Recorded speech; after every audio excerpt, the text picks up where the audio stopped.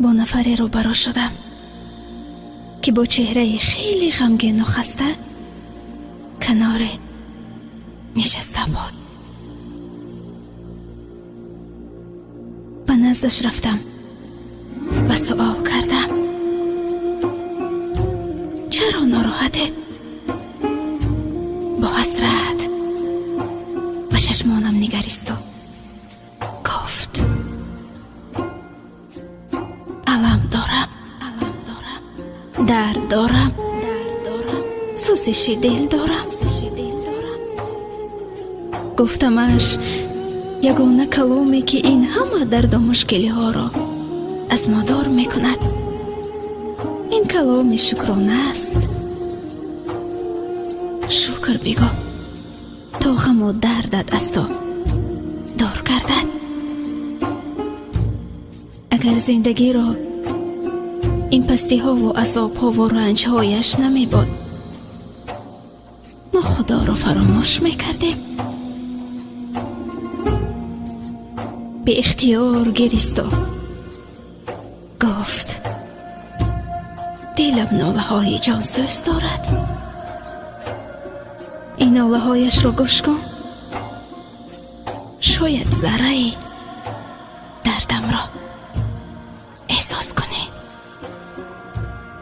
و گوش به صدای قلبش کردم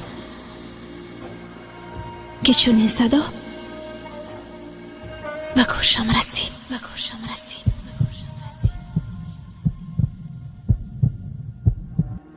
و خندیدم و گفتم: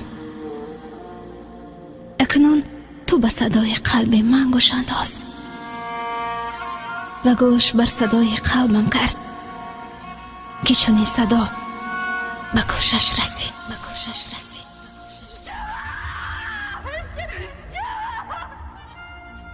گفت: بس است، ندارم دیگر طاقت شنیدن این صدا را ندارم.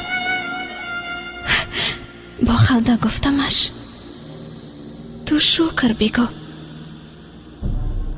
بگو که قلب تو فقط صدای تپش دارد، اما قلب من باشد هر لحظه، هر دقیقه و هر صبح و شام چون این صدای فیغان دارد.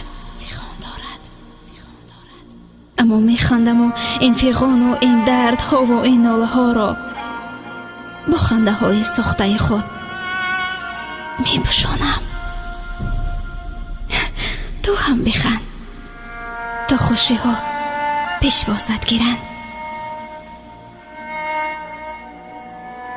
انسان ها هیچگاه درد خود را بزرگ مپندارید،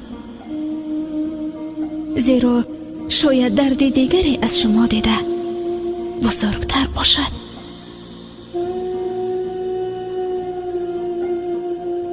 این صدای دل صدای قلب شماست عزیزان. با احترامی بیاندازه شهلا.